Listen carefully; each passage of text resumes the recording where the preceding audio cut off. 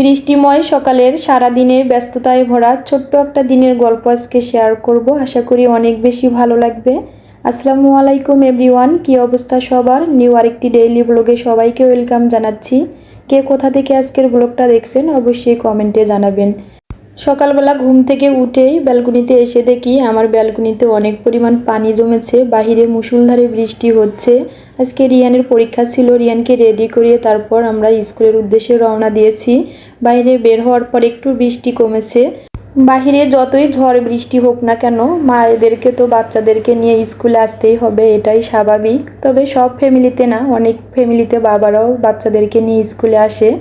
যতই দিন যাচ্ছে মনে হচ্ছে দায়িত্বগুলো যেন বেড়েই চলেছে। একটা সময় যখন বৃষ্টি হতো বাসা থেকে বের হতাম না, আর এখন দেখেন কত মুষলধারে বৃষ্টি হচ্ছে, তবুও বাচ্চাদেরকে নিয়ে স্কুলে আসতেই হয়।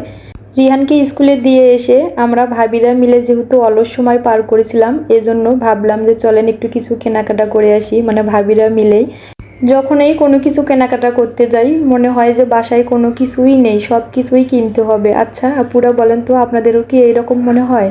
এই অয়েল জারটা কিন্তু দেখতে অনেক বেশি সুন্দর ছিল, বিশেষ করে গুড আফটারনুন লেখা এই কাপটাও অনেক সুন্দর।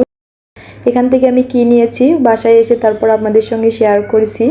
পরীক্ষা শেষে বাসায় এসে রিহানের জন্য একটু নাস্তা তৈরি করে নিচ্ছি। বাইরে যেহেতু অনেক বৃষ্টি ছিল, পুরো শরীর বৃষ্টিতে ভিজেছে, অনেক বেশি বিরক্তও লাগছিল। তবুও তো বাচ্চার জন্য নাস্তাটা রেডি করতেই হবে। ফ্রেশ হয়ে তারপর এই তো রিহানের জন্য নাস্তাটা রেডি করে রিহানকে খেতে দিচ্ছি। তারপর আমিও নাস্তা করে নিয়েছি অফ ক্যামেরায়।